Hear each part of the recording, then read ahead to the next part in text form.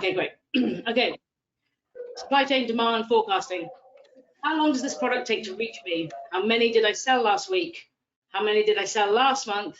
And how much should I order now? As we know, one of the main goals of demand forecasting is to have just the right amount of inventory to meet our customer demand without incurring shortages or wasting money on making or storing surplus inventory. It would be fair to say the art of traditional demand forecasting has been tested over the last few years, and what was reasonably straightforward process has now many scratching their heads. At Unleashed during COVID, management started living by the scenario mantra, best case, worst case, expected case.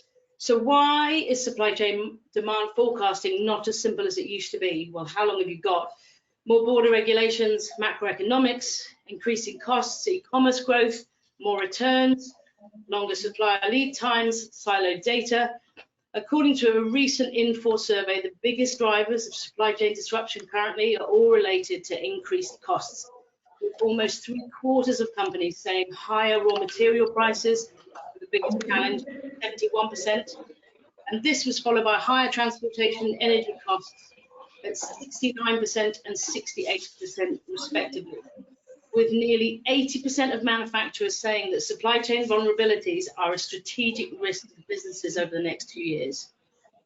We're all too aware that failing to predict demand or poor forecasting can bloat inventory or create stockouts or dampen a brand's confidence in their capacity to manage without stockpiles. But getting demand forecasting right can lead to better supplier relationships, increased customer satisfaction, and more capital to grow and scale your business without the need for surplus stock as a buffer. According to Gartner, companies that excel in demand forecasting have 15% less inventory, 17% better order fulfillment, 35% shorter cash-to-cash cycle times, 60% higher profit margins, and 1/10 the stock out of their peers. All things considered, demand forecasting can be 8 parts data and 2 parts guesswork these days, and it's easy to give ourselves a hard time. But businesses who are looking to steer less blind could do a lot worse than listen to the experts we've gathered today. So in alphabetical order, we've Nicki Hawkins, who's cost accountant and head of purchasing at Ribeye Boats, and they make premium leisure boats out of Dartmouth in Devon. She also used to be commercial finance manager for an organic skincare brand, Inlight Beauty. Mark Houghton, who's founder and CEO of Radical Cloud Solutions, our partner in Zimbabwe. Katherine Rowlatt, who's head of operations for AFP Services Ltd in Kettering in the UK, and they offer outsourced services in finance, supply chain, and customer services for FMCG brands. Toon, senior manager and tech advisory lead at chartered accountants and business advisors Beever and Struthers in Blackburn. You may also know the podcast Digitals in the Cruel World. And James Trevelyan. James Trevelyan, business director at Circle One, a progressive surf and wetsuit company in Exeter, also in Devon. We've got the Devon crowd in. Welcome, everybody. Let's start with a quick fire round. So my question to you, and let's keep it happy as we go around the table. What does demand forecasting mean to you? And I feel like, Katherine, I could pick on you first on this one. Yeah. How do you feel about me? Go for it. Yeah, go for it. I suppose it's a dark art, isn't it? We're all trying to find scientific ways to predict the future. And I think, you know, there's ways of doing that, but also sometimes it feels like you just need a little sprinkling of luck, things to go your way sometimes. But it's how you minimize those risks. Great. John? Well, I guess it's you know, to keep the dark art theme going, it's like a little bit of Jackanory with Harry Potter sprinkled over the top. Is that about right? Yeah, I mean, it's one of those things that is kind of fundamental to a product business, but equally challenging to kind of figure out and get right. And I think, as with most forecasts, you know, I think someone said that, you know, the dark art of forecasting is only around to prove that astrology is a genuine science. So you know, if you can get, I don't know, within like 5% of what you're expecting, I think that's a pretty good work, isn't it? Sounds good. 5%, Nicki, would you agree with that? Oh yes, yeah, I think we'd all hope for more than that, but in reality, we've got to be really agile with our forecasting, and I think that's the thing. It never stays still. So it's pulling together all of those resources you've got to try and you get your resources in the right place at the right time, but also being, you know, very reactive to change, which is a lot at the moment. Everything to everyone. James? Yeah, I kind of share the sentiments of you know, what we've heard. I think it's not an exact science. There's no magic bullet. You've got to use the information that you've got to the best effect. You know, achieving the best sort of demand plan, the forecast that you can is pretty crucial, especially for us. Not least because it informs the cash flow. And the requirement there, and it's nuanced, isn't it? But it's crucial that you're using all of the information you've got to best effect, I'd say, in the most effective way. Sounds good. And Mark? Yeah, I agree with the rest of the team. But for me, one of the key things with forecasting, it's obviously your best tool for planning ahead. But at the end of the day, if you are not dealing with valuable data, your forecasting is not going to be very good. So it's all about the data that you're handling in the first place. If you don't have the right quality of data, you're not going to be very successful. And to that, you've got to sort of look at, as John said, your 5% margin. Is that good enough for you? Is that what you're willing to tolerate, or does it need to be? Are you happy with higher, or do you need lower? It just depends on your scale, I suppose, with that tolerance level. Brilliant. Thank you. Welcome, everybody. So I'd like to get into it. Obviously, we're joined by sort of three people, well, two customers, and obviously, and Katherine, who's operations manager for multiple FMCG. So I want to spend a bit of time getting into what they do and how they do it, and then I've got some finance questions and some sort of supplier questions. And if I'm honing in on the people that are currently doing, do excuse me, John and Mark, and chip in as well. I'll try and bring everyone in. So how do you or your clients go about gathering and acting on bottom-up forecasting data? So I thought I'd just start by sort of trying to break it down a bit. And so let's talk about bottom-up data, stuff that's coming from our sales teams and from our inventory.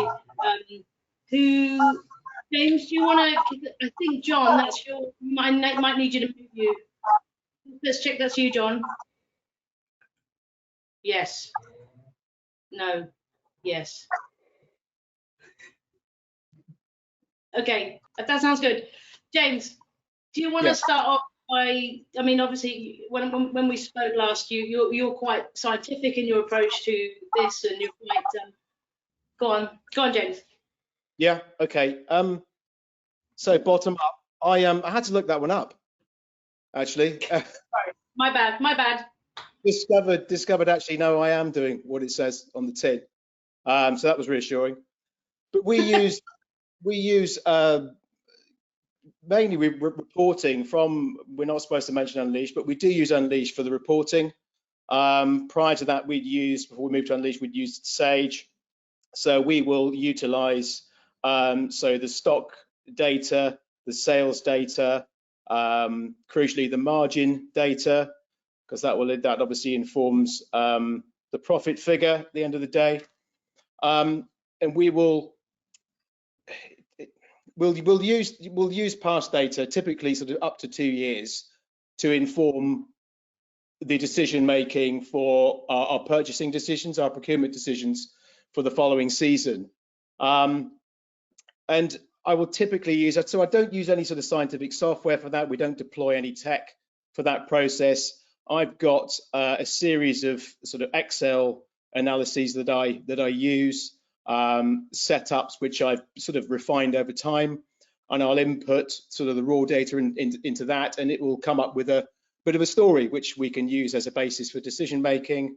I'll share it with the sales team, and that will ultimately make the decision from that data as to what we need to buy for the following year. It's fairly straightforward process from our perspective. I mean, we typically run with around about 150 SKUs at any one time, so it's not a massively complex operation. So it's fairly easy to manage in that sense in terms of the size of the data set that we're dealing with.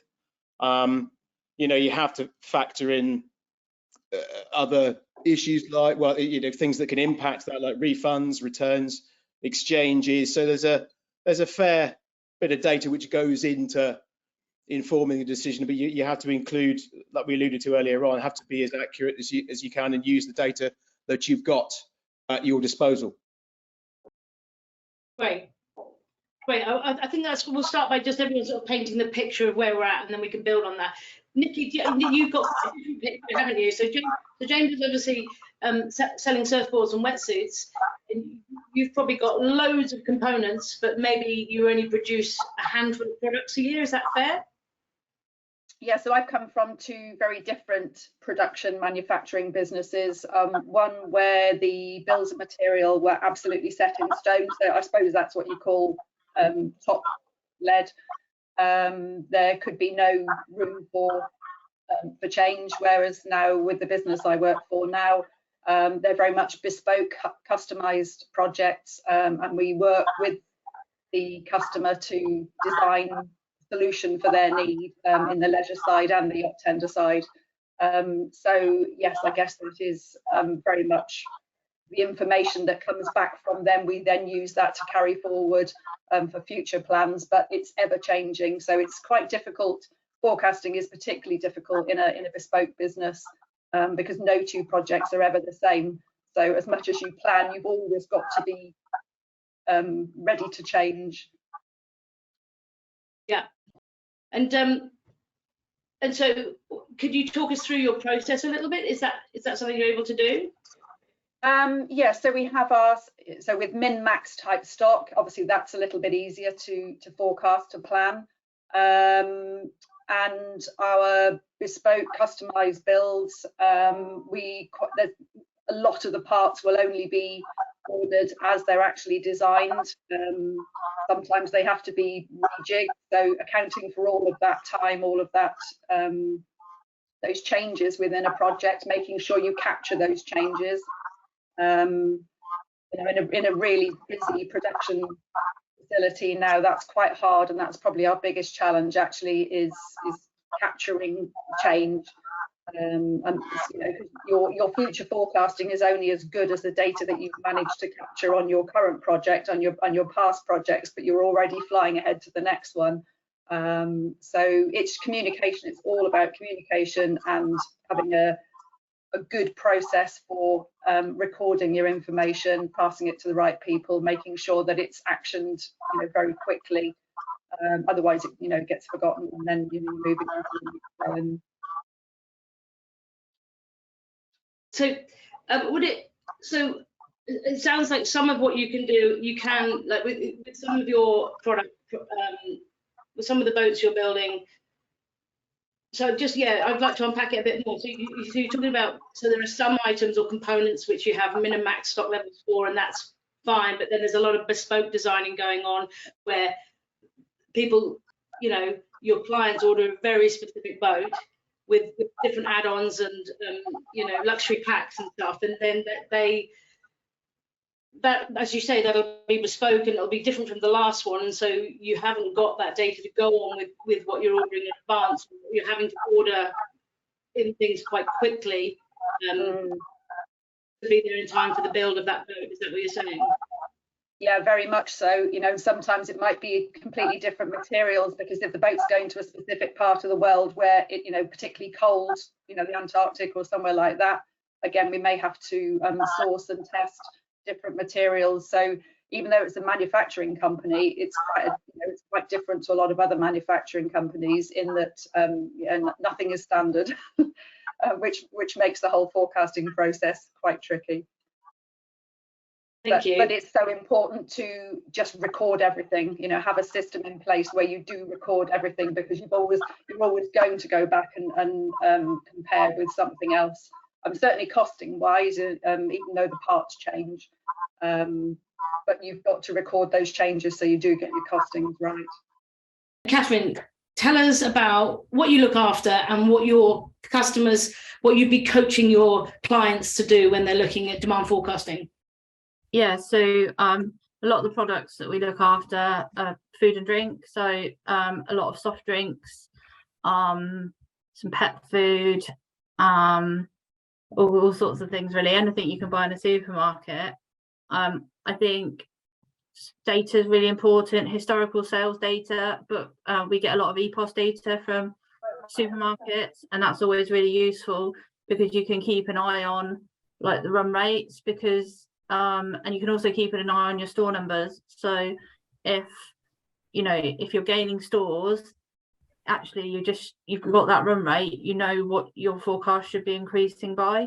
But what happened last week, last month is really important too, because that's what you're expecting to see going forward. But you can also look back and actually, do you know what, actually if they've brought in thousands of cases and they've sold hundreds, that impacts on going forward as well, because you shouldn't be expecting to keep seeing like those big orders. You'd expect them to drop off and then get back to a normal level. Do you mean sorry, just expand on that last comment about go on. So it's just important to keep an eye on what people have been buying versus forecast, and if that's realistic or not. So because a lot of the time with the retailers, it's not a person doing the buying, it's the system. And we've seen really like funny things where they've suddenly changed the number of cases on a pallet times 10. So when they meant to order one pallet, they've ordered 10 pallets. Right. Everyone's going, oh, look at us, aren't we great? Yeah, look at our sales.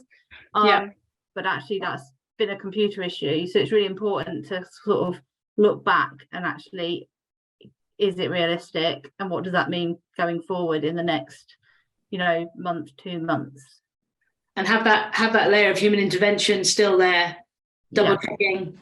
Interesting. So John or Mark, do you want to talk about the gathering this kind of bottom up data before we move on to the top down?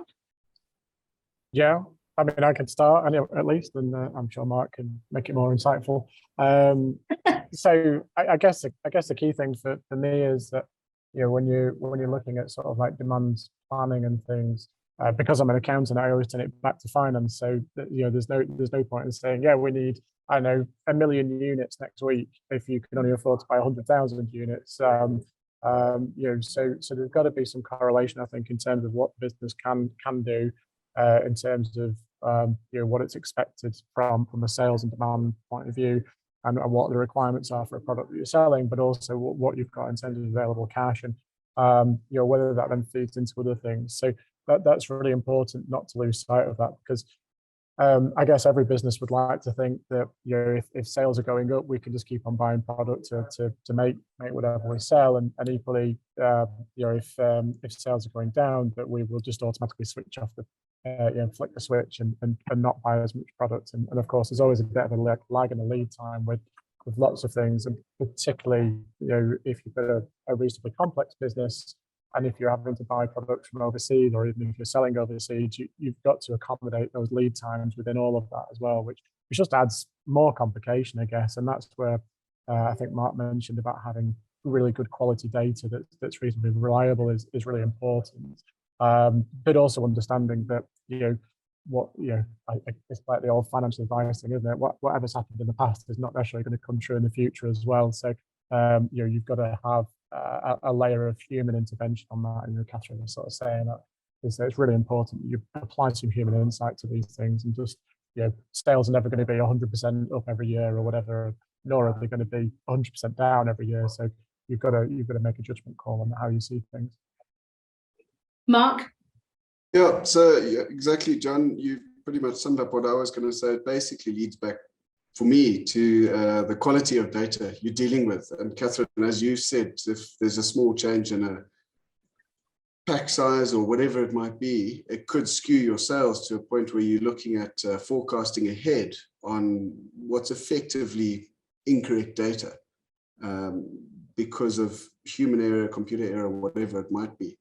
So looking ahead on data that you've got, or analyzing a sales sort of trend, could be completely wrong because it's being done incorrectly, or there's a factor that's not being considered.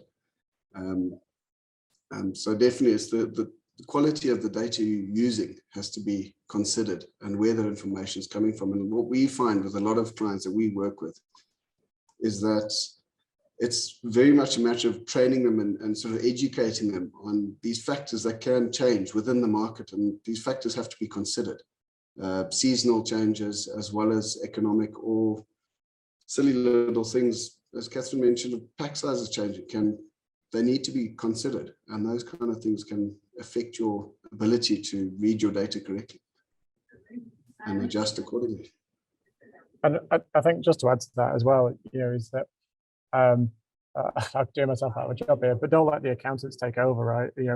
I think a lot of businesses think that finance and forecasting go hand in hand, and the reality is actually that forecasting for the business is something that should be managed across multiple departments. If you're a larger organisation, obviously, if you're a smaller organisation, it's probably there's probably a lot more overlap. But the operations guys, the stock management team, the product development team, all of these, and the marketing team should all be involved in forecasting, because that all feeds into demand requirements, demand expectations, and I think too often it can be down to us boring accountants just to basically go, well, we're going to sell 100,000 units next month, and then it'll be 110,000 the month after, and we're just plucking figures from thin air really, and just multiplying it by a number to get to something that looks good on a spreadsheet. And I think that the counter side of that is also that again, product people, marketeers in particular, tend to be the ones that are expecting everything to just exponentially grow every single day, every single week. And the challenge is that might look great, but if you've got a 6-week lead time on a piece of a product that comes from China, that's got to be built into that process and considered. And there's implications across the business when you're doing this kind of forecasting. I do want to come back to that, but you brought up some good points there about product life cycle and China. I will come back to them. I've got those in my stables. So can we've kind of touched on it, and let's just see if there's anything more to come from it. So we're talking, so it might be good, John, you might be a good place to start, but top-down data. So we've talked about multiple teams, marketing, operations, sales data all coming in, and that's great. And then having that human intervention across that data coming in to check things. So what about the data that's coming from your boardroom and that kind of thing? Is there anything that our listeners particularly need to know about that? John, do you want to start that? I guess the boardroom in theory set the strategy for the business, don't they? So they're the ones that are ultimately setting the targets around which you're going to do your forecasting, and they will be the ones that will say, the marketing budget is going to be this amount this year, for example, or this is a particular market that we're going to target, or this is a new kind of product that we want to invest in and design and build out and things. So the board, the information coming from top down is important to consider. I think you've got to be careful with that as well in some respects, insofar as the board may have set expectations, and they may even set a particular budget for a particular thing. But I wouldn't have my arm twisted at my back on that, in terms of the business has got to make it, the business people in operations, finance, marketing, etc. have got to make their own judgment call as to whether some of those things are achievable, whether those can be beaten or not. And also I guess sometimes strategy can be a little bit vague, insofar as it could be we just want to try and sell into France, for example, and that is quite hard then to sort of set a particular budget around that without without that data that's relevant. So it may well be that you might set a fairly conservative budget on that, or you might have to set aside some budget just to do market research as a starting point before you're actually selling a product, for example. So the board can be helpful, but the information coming down from the top can be helpful, but it can also be a little bit misleading sometimes, in terms of it can take the focus away from the information that you really know and understand about the business. Good shout. I like that. James, James, you're nodding, and Nicki, do you want to pick up on that? Yeah, I mean, you kind of you need to separate the wheat from the chaff, but I do think, you know, top down, the top down approach is really relevant to us in the sense that a lot of our products are fairly big, what I would call big ticket within the industry in which we operate. So things, you know, impact on disposable income, household budgets, that sort of thing, will inevitably have an effect on sort of the purchase of luxury goods for the regular household. The guy that might be replacing or adding to his surfboard quiver on a yearly basis might choose to skip a year, for example. So, I mean, we're already seeing nuggets of that coming through in terms of sales in certain categories. So we're just having a rethink on how we might, you know, approach that going forward for the season. It does depend as well on, so some categories are more price elastic than others. So there's less scope in terms of price. So it's important to look at the economic aspects of your product offer and to analyze it in that sense. Can you go into a bit? Can you give us a bit more detail on that?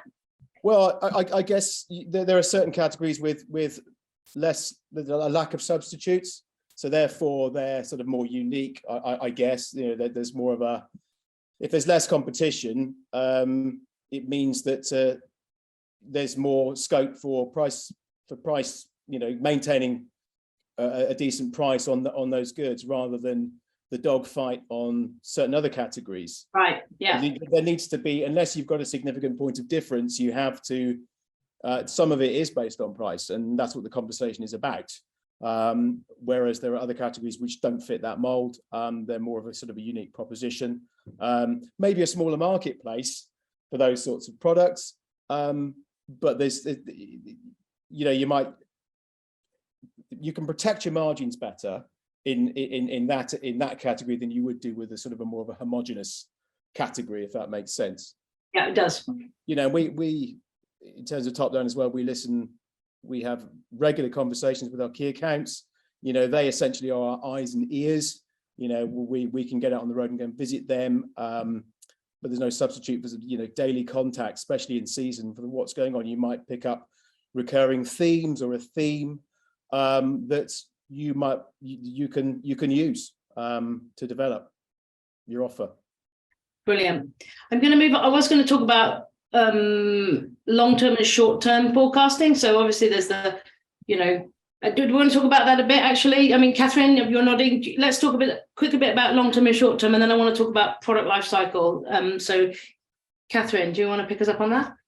Yeah, I suppose like within FMCG, you know, fast is fast, and things do change really quickly. You know, especially there's been a lot of trends recently, you know, that actually, you know, sugar, vegan, you know, all these things that can come at you really, really quickly. Yeah. So I think it's important to have a view of the long term, but actually sometimes you don't know what's around the corner. You know, we all know over the last few years, you know, just what's happened in the world. Nobody could have predicted it. And that's what we're all sort of facing. So, you know, you have to look ahead, but you have to keep your eyes in front of you as well a little bit, because you just don't know. And do you, with your clients, do you have, do you try and instill that kind of behavior with them? Like, so, or are you doing it for, I mean, you're essentially doing it for them in what you do, aren't you? Yeah, we do a mix. So some clients we will do it for them. It depends on the product and, you know, who they've got in their team as well, because, you know, we work with some one-man bands where we are their team, so we are those people, whereas other clients, you know, they have a team, they have their own operations team that we support, or they have, you know, quite a big sales team, and it is that communication, it's keeping close to, you know, the market, to customers, and understanding, you know, where they're going. I mean, you know, a lot of our clients have soft drinks, and the one thing you really can't predict is the weather, and it has such an impact. So, you know, you have to be prepared really for all scenarios. So be quite agile. Yeah. Very agile. So Nicki, I'd love to talk to you about long-term and short-term planning. I mean, like, you've obviously moved. Well, you've done a lot in this space, but more recently, you've gone from, organic beauty product to a very, very different world of bespoke, premium boat building. How are you coping with that kind of, like, it sounds like a real moving feast, where you've only got some insights into what you need next? Yeah, and I think one of the biggest challenges within that period of time as well is, the supply challenges, the constant cost increases. So you've got to just be on the ball. You just got to keep challenging the numbers. And that's what I think is one of the really important things. Just keep challenging your numbers. Every time you think you've got a model, you look at it again and you see, is that actually what you thought it was going to be? And it's just becoming that inquisitive person that just wants to ask the questions all the time. If you think to yourself, how many of those, how often, how fast, how ask those questions, and have other people in your team who are also inquisitive. You can create forecast models, you can feed that back to your senior management, and they might actually say, no, that's not feasible. They're the ones in the market, they know what's actually feasible, in terms of what you can charge for something. And sometimes you've got to go back to the drawing board again and say, okay, well, that works, that doesn't work. So that's agility, and that just keep going back to your numbers. And you can only go back to those numbers and play with them if you've actually got good data. And it's finding the best way. We can all capture data, because I'm a bit of a data nut. I'm an information nut. I've realized this over the last few years. I just love information. I came from marketing and into finance sort of by accident, but I think they go hand in hand. But it's just keep finding different ways. Look at what you are capturing, and actually sometimes take that step back, and that's where your top down influence comes, is actually being sure that you are capturing in the right way the information that matters, because you can sometimes just be very busy looking at data, and gaining information from it, but sometimes you've got to step back and just go, actually, what are we going to do with this? What's this going to tell us? And it's comparing, I think, as much as anything, especially at the moment with all the supplier price increases, it's comparing 6 months, 3 months, 12 months, and then that gives you the insight to be able to make some kind of assumptions as to how things might change going forward. But yes, it's a very different world. I think we can jump there a little bit, and we'll come back to product lifecycle management. Let's talk about pricing. So I know James, you wanted to talk about pricing and protecting margins and USD hedging and that kind of thing. And I think we've got some people in the room that, how do we protect our margins in this current climate? Mark and James, who wants to go first? I can see you both nodding.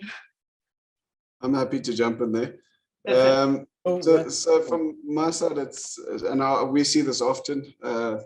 Economics in the African region are not like the rest of the world, particularly in places like Zimbabwe with increasing inflation daily. We found that basically clients are shielding their sort of margins by looking at replacement value. They don't necessarily look at what they bought. Sorry, say that again. Say that again. Shielding replacement value. So if they bought a product for X and their markup's 20%, they're not just selling it at that. They're looking at actually what it's going to replace, what they're going to have to pay to replace it. Okay. They may have bought it for $100, and due to inflationary causes, it's now $400 to replace that unit. So selling it at 120 is not going to make sense. Your business isn't last very long in that model. So it's more about shielding that replacement value of the product while maintaining your margin within that pricing. So you can survive and maintain the business. And that is a very important thing, especially that we found clients have to do in the market. And it's something that the sort of greater market at large has got used to within the region. Yeah. South Africa has a similar problem where their economy slid over 13% since January. So they are now adjusting their pricing to adjust for that, but they are not as experienced as other sectors, other countries in the region, where they're selling stock today that they bought last year, when the economy was 15% stronger. So now they've got to go and replace it. And if their margin's 15%, they've actually made nothing out of it. But they don't see that for another month or two until their figures come out. So it's very much something you have to stay on top of in a fluid economy. The more stable economy, it's less of a concern. Yeah, I'd agree with that. You know, we might agree a sale on a yacht tender now, which actually won't be built until next year. So you've got to factor in what you know and what you expect to happen as well. You know, average landed cost is one thing, but that's changing week by week, month by month, let alone 12 months down the line. So you do need to factor in all of that too. Did somebody want to pick up then? James, you were going to say something. Yeah, I mean, Nicki just mentioned average landed costs. I mean, clearly we've seen significant pressure on our ALC, especially since COVID. I mean, that was due to mainly, the main contributory factor of that was the cost of freight. I mean, we were seeing 5, 6, 7-fold increases in bringing in containers from the Far East. I mean, just crazy increases that we just had to deal with. I guess a bit of consolation with that was all of our main competitors source product from the same region, so we were all in the kind of same boat, forgive the pun. But we had to, so this, as I alluded to earlier on, some of our categories are more price elastic than others, so there was more scope for passing on some of that increased cost on those less elastic categories. But certainly for the ones where it's price driven, the market ultimately dictates the cap on the price. So we've had to suck it up, for want of a better way of putting it. There are certain areas where, yeah, your costs are going up, but that's kind of tough. You've got to weather the storm. Focus on your cost as well, attack it from the cost side. It certainly shines a spotlight on that. It's like, okay, where else can we make efficiencies? So yeah, it's not an easy thing to navigate, but certainly the COVID disruption, significant impact on importing. I want to go to John on that topic just before he has to go, and then I'll come back to you, Nicki and Katherine. John.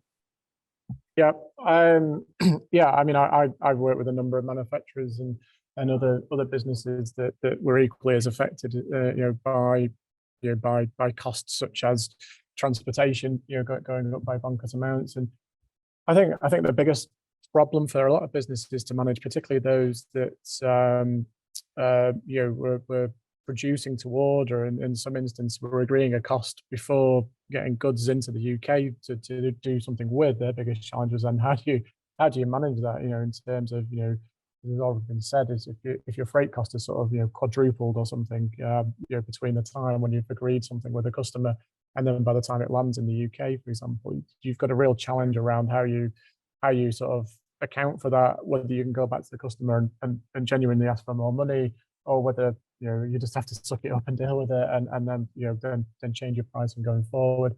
And that does really depend on the kind of market you're in and the products that you kind of sell, which has already been alluded to. But then equally, I would say that I've worked with some businesses that don't even know what their average landed cost of a product sometimes is. And if you fundamentally don't know that kind of information, you've got a real challenge to work out what kind of margin you're making, if any, on your products, onwards, whether you do something with those or whether you're just effectively selling what you're importing. So it's a real challenge. There are sort of mitigation strategies you can put in place sometimes. Obviously from a contractual point of view, I've seen some of our clients have been able to pass on some of those costs, or they've at least got into some sort of bargaining with those customers to sort of say, look, the world's gone mad, and it's costing us 10 times more to bring things into the country. So we're going to have to come to an agreement, otherwise there's going to be no more product. And some of them have been successful on that, not always recouping all of those costs, but at least some of them. You know, and then of course, when you are importing, you tend to be dealing in foreign currencies. So, being able to make use of things like forward contracting or just minimizing your cost of conversion in terms of being a bit more savvy and probably not using a high street bank to manage your FX, but using some of the neobanks or the fintechs, really helps and can make a massive amount of difference, particularly when your numbers tend to get quite large. So there are strategies you can do, but I guess ultimately you can only do so much, right? There are only so many plates you can keep spinning, and there's only so many things you can manage all at once. And it seems that in the product world, that there seems to be just more and more plates to spin, not fewer. And that's a real challenge for businesses. Thanks, John. Nicki, you were going to say something just before then? I was. No, I was just going to say, you've got to sometimes, yes, you've got to concentrate on the usual things, but also sometimes it's actually good to address the things when the business is really flying. When you're really busy, you forget the small things and you forget the nuts and the bolts and the small items that go into your manufacturing. You look at the expensive parts, that are very obviously very costly, but actually sometimes when you step back and you look at wastage, if you just work a bit smarter and a lot keener, your purchasing is a lot keener. That's sometimes actually better for it has a bigger impact on the business than actually concentrating on those large high value costs. It's just a case sometimes step back, have another look. Am I looking at this the right way? Am I looking at the right things? Am I modeling the right bits of data? If we did this, how would this affect the business? And sometimes you're really quite surprised that small changes have a big impact on saving on cost. Great. Interesting. Katherine, when with your clients and big retail, there's often this real lag of getting paid, and however long that takes. Do you want to just talk a little bit about that? Sort of still on price and margin and all that kind of stuff. Yeah, so cash flow is everything, isn't it? So actually with big retailers, where you are, and for small businesses, to be fair, they've actually done quite a lot to support smaller businesses by reducing payment terms and things over the last few years, like in lockdown and stuff. Some of them were offering sort of 2-week payment terms to support small businesses. So that's actually really helpful. I would say when you're looking at reducing costs, you have to think about quality as well, because you can't when you talk about food and drink, if there's something that we buy week in week out, we'd probably quite soon notice if there was a big change in like the ingredients that were put in there, how much of if the balance of in the bill of materials, you take out a bit of this, put a bit more of something else in. I think you have to be careful that you're still at the end of it got your product that's recognizable to your brand. Yeah, but an option nevertheless when time's up. Let's just talk about product life cycle for a second. So I'm just zooming back up my questions. So if we're demand forecasting, I want to talk a bit about promotions and product life cycles, so other sort of bottom up things that are going to affect the modeling. Exactly. Who wants to kick us off on this one? So the idea that you've got to sit down with new product development, or you've got something coming end of life. Or Katherine, you're nodding. Do you want to talk about this one? Just kick it off. I would say, like, for MPD, you have to know what your minimum run size is going to be, and you've got to make sure that you've got the demand that that minimum run can cover within in FMCG within the shelf life of the product. So most retailers will want like 75% shelf life as a minimum. So you have to really understand what that minimum run is going to be, and who if you make it, if you press go on the production, who's going to buy it? You know, we work with a lot of people who've, you know, they've got a great idea, and you know, it might be a really good product, but then if you haven't got the retailers, the wholesalers to buy it, you know, it's not getting into consumers' hands. So then you haven't got the backup to go to other customers to say, you know, this is doing really well here, you should put it on your shelf. And we see quite a lot of MPD fail because there isn't that market for it when it's launched. And some of it's a real shame. You know, we see some really good products that come and go, and it's, you know, quite disappointing. And is that because they've not done the market research, they've not got the contract in place before they press go, or the latter? Yeah, the latter. I think sometimes, you know, it goes back sort of to the top-down forecast. You've got to be careful you're not being too aspirational when you're building your forecast, because there has to be an element of realism, and you know, there can be a lot of excitement around maybe a new product, or different, if it's a different sort of type of product you've already produced, or if it's, you know, a new category or something. But you have to make sure that excitement, that if there's something there to back it up, I guess. Yeah. Does anybody else want to pick up on product lifecycle management? James, do you sort of take surfboards end of life, or alter them and do promotions on the ones that were the older version and that kind of thing, or not really? Typically, our kind of turnaround on, so the industry is driven by fresh product and innovation and different ways of doing things, and consumers, you know, respond pretty well to that. But typically speaking, we'll change up the design of our core product maybe every 24 months. COVID has inhibited that process to a point, because we had to kind of stockpile. We were kind of forced to do that by the Chinese suppliers. So we're in a position where we've got a fair bit of stock that's the same style as the previous. Do you know what I mean? We've stockpiled. We haven't got the luxury to say, okay, right, we can sell all that down and come back with an orange bodyboard for argument's sake. So it's been hampered a bit, that process. Luckily, the majority of customers in this industry are understanding of manufacturers' situation in that regard. So it's not like we're kind of falling behind. We're not too worried about that. The quality of the product kind of speaks for itself. You know, we can make an orange one for 2024. Yeah, so slow down. Mark, did you want to pick up on that? You've got to go as well. I'm sorry, we've run over. If I can get 10 more minutes from Nicki, James and Katherine, are you happy to give me 10 more minutes? Yeah, that's fine. Okay, thank you. Mark, did you want to pick up on that? Yeah, I was just going to say there's multiple factors that we have to consider, especially when you're moving products cross-border. We've got 2 clients who brew beer, one local and one cross-border in South Africa, and the product in South Africa has done really well in the market there. The assumption was that in the Zimbabwean market it would do just as well, considering their per capita consumption is even higher. And the product was brought in and it started failing or didn't really take off. And now they're sitting with a product that's only got a 6-month shelf life at best.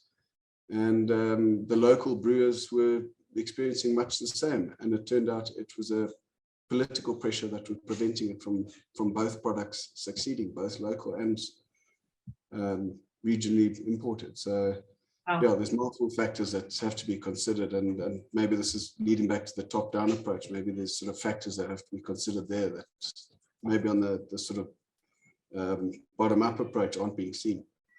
Mm-hmm. Yeah. Bryony, everyone else, thank you. Good to meet you. Mark, I'll speak to you soon anyway. I'll give you a shout. Thank you. I look forward to it.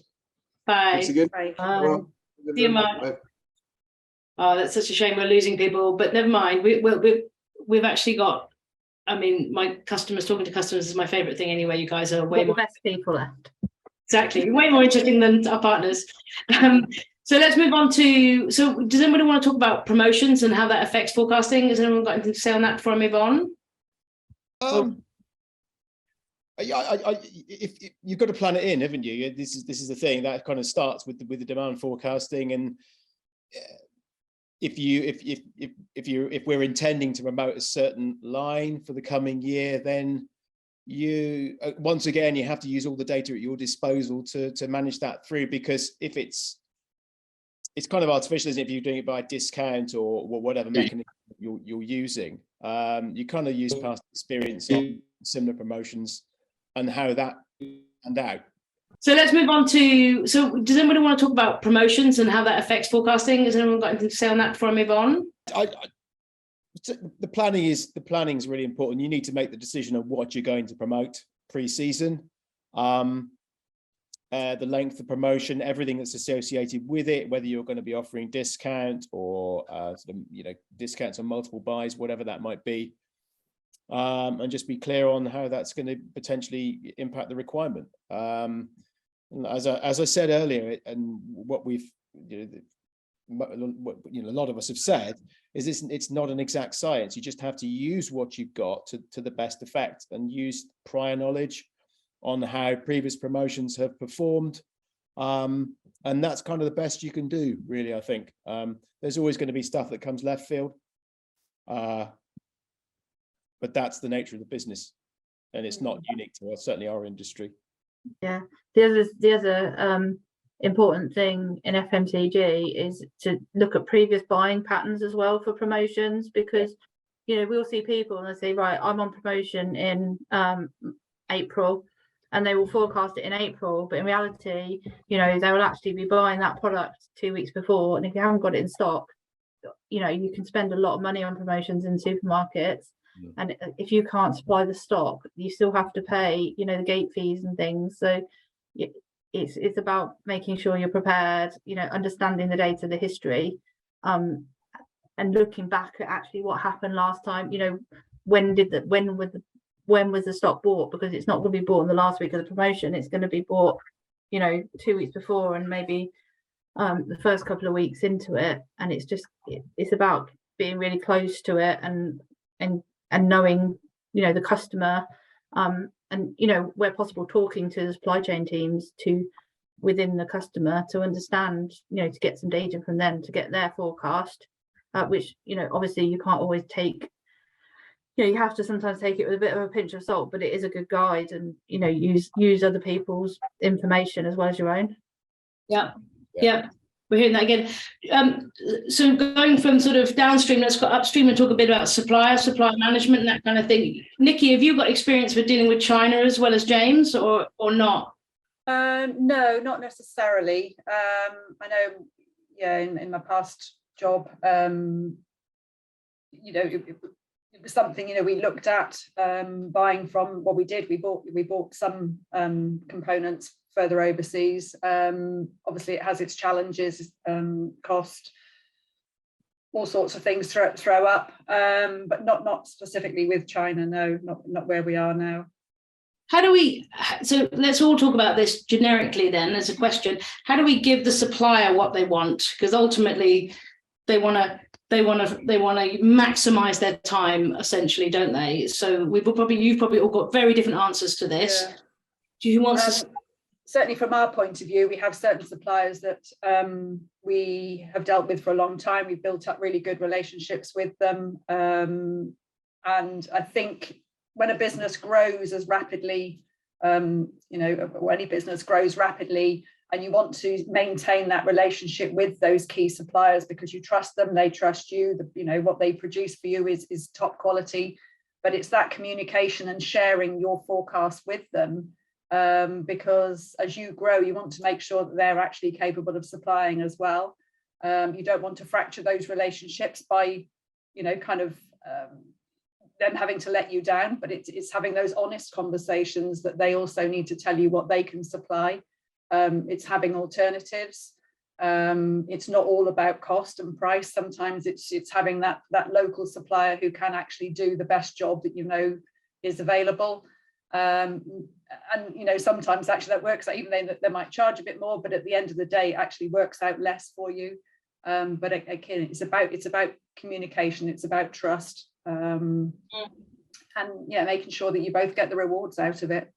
Yeah, that mutual relationship. And James, is yours, I mean, you're getting your supply entirely from China, and you've got constraints around when you buy and when you get that product. And do you want to pick up on that?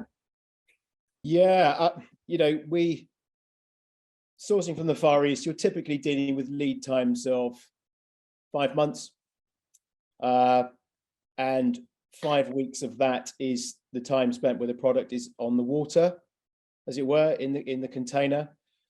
So we first of all take a look at the shape of what our year follows. So there are certain milestones. So for example, our sales, so right now our traffic is starting to sort of ramp up, and our wholesale customers are starting to think about the season ahead. And typically we will do retail drops. So we're selling into our retail customers kind of pre-Easter. So we preempt the school holidays. So that's pretty much consistent every year, but obviously Easter falls on a different year. And to compound that process, Chinese New Year also falls at different times. So you have to navigate that. That's a challenge. So the bottom line is you need to get your product out of China, or certainly on the ship, more or less a fortnight before Chinese New Year hits, because a lot of workers go back to their families. You know, the majority of our suppliers are based just north of Hong Kong in the Guangdong province, but a lot of workers will go all over China, so they come from all over to work in the factories. So you'll see this sort of exodus of workforce, and they kind of go offline for a couple of weeks. So you need to, so the challenge is to get your product out before that happens. Not always possible, especially if you're looking at consolidated shipments, i.e., you know, multiple suppliers' product going in one container, because if one of them's late, you have to wait for that one. Do you see what I mean? So these are the kind of things that can happen, but yeah, that's typically the way it works.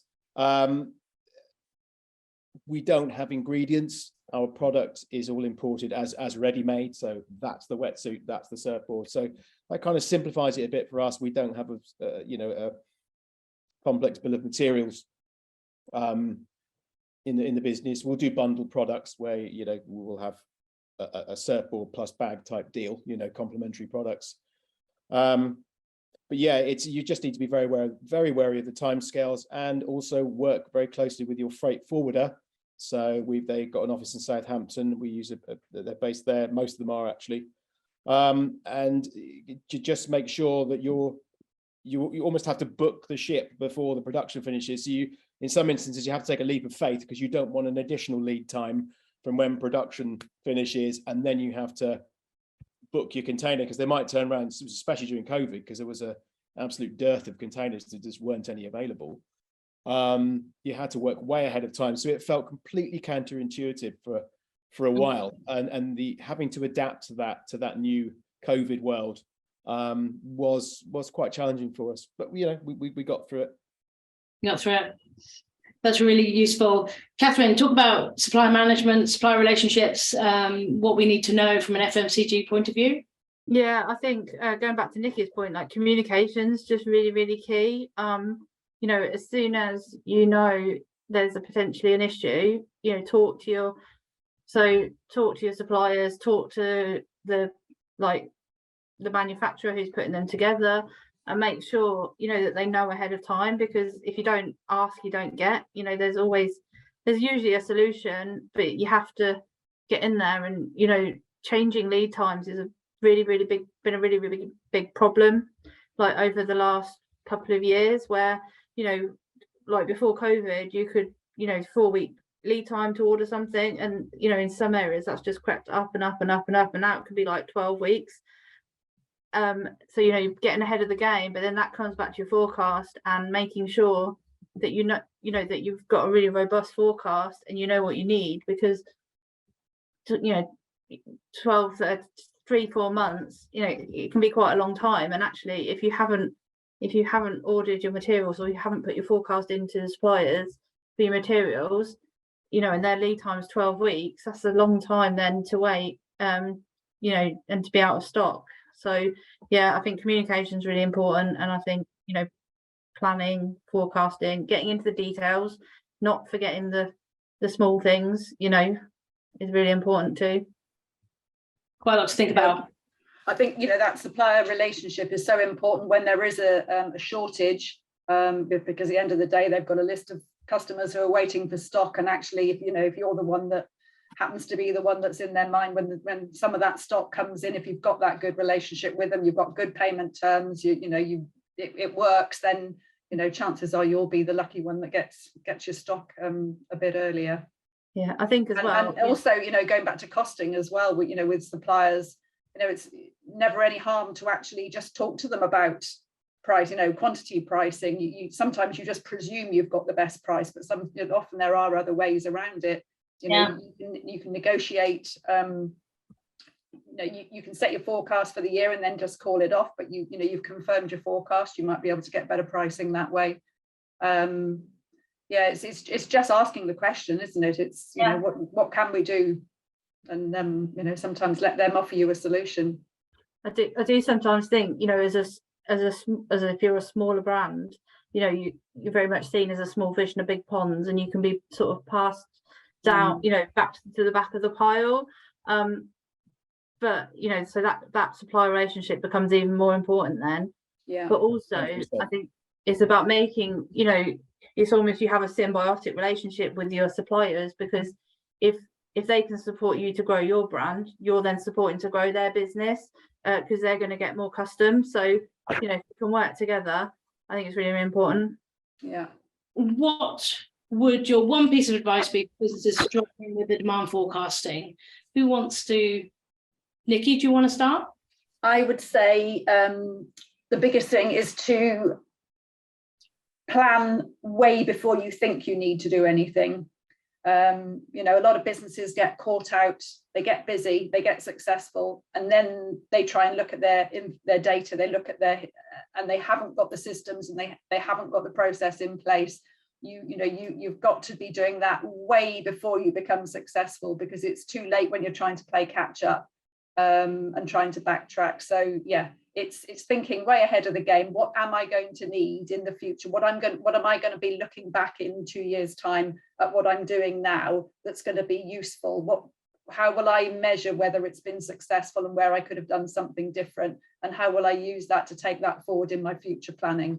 So it's thinking ahead and being prepared, and getting people in the business who actually care about that stuff, who care about accuracy, who care about information, about data, who live and breathe that stuff, who are going to be really, really keen to pull all that together for you and don't see it as a chore. Great answer. Katherine? What was the question again? Sorry. What would your one piece of advice be for businesses struggling with their demand forecasting?